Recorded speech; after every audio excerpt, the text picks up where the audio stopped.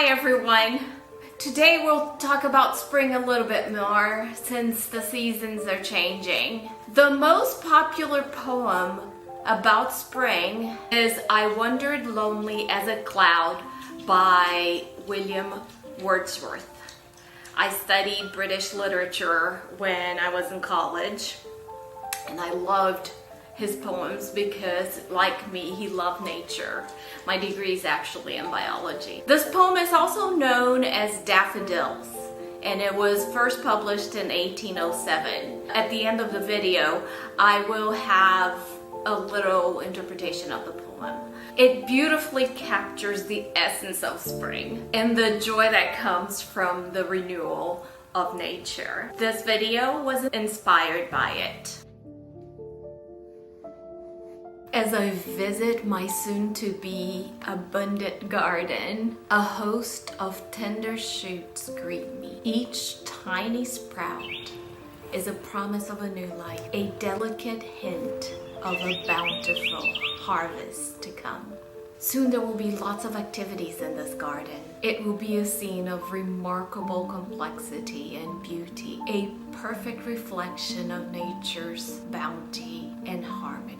Bees and butterflies will be flitting from blossom to blossom of these gentle plants, which have been battling the forces of nature and the pressures of insects with little aid other than my watchful eye. As I tend to my garden, I feel a deep sense of connection to the earth and to the rhythms of life.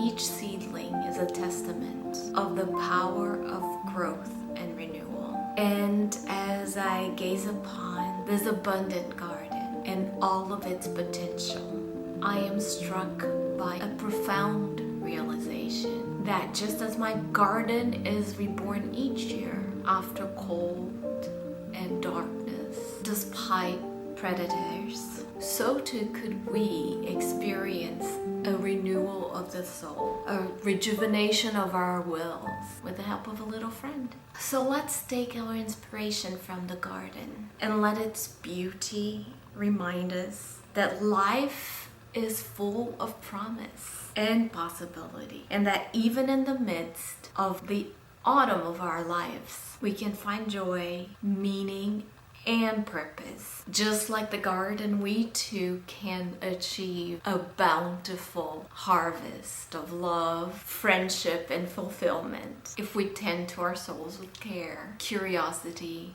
and dedication, and with the help of our friends. So I ask you, who is your butterfly, your bee, your ladybug? Welcome to my vegetable garden. It doesn't look great, but every single thing is grown from seed, and that's what I've been working on in the past 2 weeks. There's just so much to tell you, so many experiments I'm running here, and you guys can follow along. I'll give you an update in the summer. So here in this urn, I have cosmos, so it's gonna be like an abundant craziness of cosmos, and a watermelon. I think it's a watermelon that I have in here, so we'll see if that will make it, but that's what I have in these 2 pots. I have tons of crowded carrots, but my beds are very shallow and carrots don't grow well in them, so I grow my carrots in pots to give them more depth. But interplanted is a whole bunch of artichokes. If you saw this video here, you will know I've been trying to grow artichokes for years with no luck. But I heard that if you crowd them, the artichokes are gonna be tiny. But the benefit of that is they will not have a choke. So they'll be tender and you eat the whole thing. You don't have to peel anything. You just eat the little baby artichokes. Here I have dedicated these 2 beds to flowers, cutting flowers, and I grew everything from seed so far, and I wanted you to see. So these are about 3 to 4 weeks old. So these are calendulas, these are cosmos, And then I have an artichoke in the middle just in case. And the little sticks are dahlias. Of course, I will grow zinnias as well as marigolds. This is super fun. I'm actually inside experimenting on reproducing a dahlia from a shoot. They're all sprouting. And I have about 4 or 5 different varieties in here. When they're blooming, hopefully I'll identify them for you. I have sage that I transferred from some other place in the garden. I have dill that I also transferred from another place in the garden. And then this sage here looks awful. So I cut it up so that it sprouts. See, I cut it out about a week ago, and look at all the new growth. Isn't that amazing? 1 week. Anything that you do with your plants, within 1 week you'll see the difference. So this is gonna bush up just like that one. What I did with the cuttings is I put them in water. Those are growing roots, so I have new plants to pot them and give them to friends, or fill in the blank spaces in my garden. So these are more marigolds. This is a moonflower. I had moonflower growing in one of these trellises, and they're beautiful at night. They have dinner plate like flowers that only last 1 day. This here is a beautiful Meredith flower. That's the variety, but you can see the insect pressure in the garden is really high right now because there are no blooming flowers to bring in the beneficial insects. Several herbs. We have lemon thyme back here coming back to life. The rosemary, happy. Cilantro. The cilantro is bolting. That means it's forming flowers. So it's about, it has had it with the temperatures. We've had a couple of days of 80-degree temperatures, and today is going to be one of them. So it starts really cold in the morning and then jacks up to all the way to 80s. We have temperatures that range about 40 degrees every night. In these trellises, I have snap peas. I think these are called sugar daddies. And right beneath them, I already have my cucumbers sprouting out. Look at how happy they are. And the dill seeds are just, oh, they smell so good. I actually have one of these little fronds in my bedroom right now because I love that smell. And I think I might have read somewhere that dill is good for making you sleep. If I remember correctly, that's what it says. Lots of peppers already down. I don't plant tomatoes because I don't eat tomatoes. I used to plant them for my daughter, but she never would eat them, so I just quit it. Actually, none of my kids or my husband eat from my garden. I don't know what's wrong with them, but it's fine because then there's plenty of food for me. This here I'm waiting to turn. You can see there's an aphid infestation, but I'm hoping that I'll get some seeds from this. This is bok choy, and I have been very lucky with growing bok choy in this area. I never know the name of that plant, but you know, it's got some red leaves that you will cook. I have them here too. Like I said, everything is grown from seeds. A blackberry bush. I haven't been lucky with raspberries. We'll see what blackberries will do. But you can see the insects have been here, or actually probably a worm. My cabbage is lovely. I used to have 4.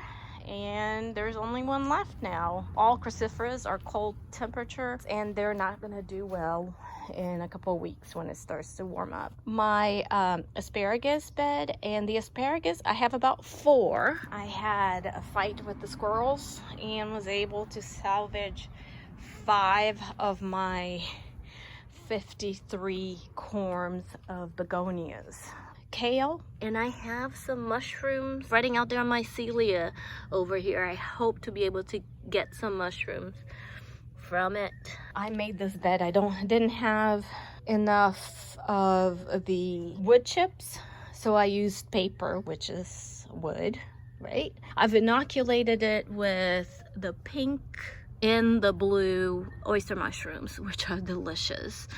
And you can see here too, I left this little mushroom to spore so that the spores will hopefully spread out. Within 2 months, I should have mushrooms. I planted the pink ones because the temperature for pink oysters, they can withstand hotter temperatures in the 70s and 80s. These sunflowers have been here probably for about 4 weeks, but you can see how much the bugs have been eating them. Of the many experiments I'm trying this year, I am using water to grow my orchid in. And actually, I just sit it in water for a couple of days and then I empty it because I'm afraid I'm gonna rot the roots. But I noticed this. So I don't know if this is an aerial root or a bloom. I know that the blooms usually come between the last 2 leaves of an orchid. I am also growing monstera. I divided a monstera that I have growing all weird and wonky from my kitchen corner where it's not getting enough light. And in order to propagate it, which by the way, one monstera runs about $40. But look at this. All you have to do in order to propagate it is to cut it right below a aerial root or a bump. Usually you just see it as a nice little white bump, and look at that, those roots have grown all this much growth as in only 1 week. So in about 4 weeks it should be able to be planted either outside or in a vase. So I'll probably have this one outside in a dark corner that I have. And that way, if it dies in the winter, I don't care. It was an extra plant. And then yet another experiment. So this is an amaryllis, and I had, I think, 3 bulbs planted outside. It never did anything. Obviously, the bulbs are tiny because when you look at amaryllis bulbs online, usually they look so fat. So I decided to bring them inside. Well, I washed off the roots and we'll see what happens. I heard that the roots need some oxygen and some water. And people have put aerating systems in their amaryllis, but I'm not gonna go through that trouble. We'll see what happens. Now, I have been trying to grow mushrooms in several different ways. I only am growing the oyster quality because I heard that it's very proliferous or fruitiferous. And this is a fun way. It has coffee that has been boiled, so the water is been cleaned out. And I just am growing in one of these big cups. And every now and then, I go in here and I mix it up. Look at that. That looks disgusting. It looks like fungus because it is fungus. It is the mycelia of the mushroom. And once it's all covered up, it will sprout from the only opening. See, I filled all the way to the top because I don't want it to be sprouting weird ways. So it will sprout out of this little hole. But I try to keep it clean because I wanted to produce mushrooms, not something else. We'll see how that goes. If you watch all the mushroom things, you have to be extra careful because you don't want contamination, which is understandable. And then I have it here incubating. Now this should take about a month to incubate. And also I was very careful. I sterilized everything, but I'm not being as careful as people that are producing this in big shapes. But I inoculated these grains, and this is just some old millet that I had sitting in the house, and it was expired. So I sterilized it by baking it in the oven, and I inoculated it 2 days ago. I haven't seen any growth whatsoever. I don't know how that's gonna work out, but I'm trying. And now for my mint. I just gave my mint a huge haircut. I like cutting my mint at least once a month so that it grows in a nice little compact way on a pot. And I put it out here to dry. You can dry mint several ways, of course, in a dehydrator, or you can just hang it upside down in a dark room. I decided just to leave it out here, and then I keep this here because we do have gnats. This time of the year, gnats are crazy, and I don't want anything laying any eggs on my drying mint.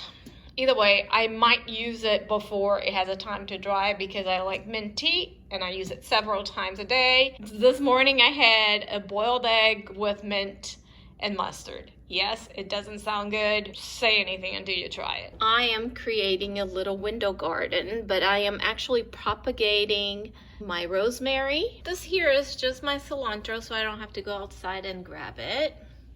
This here was now printed by the 3D printer.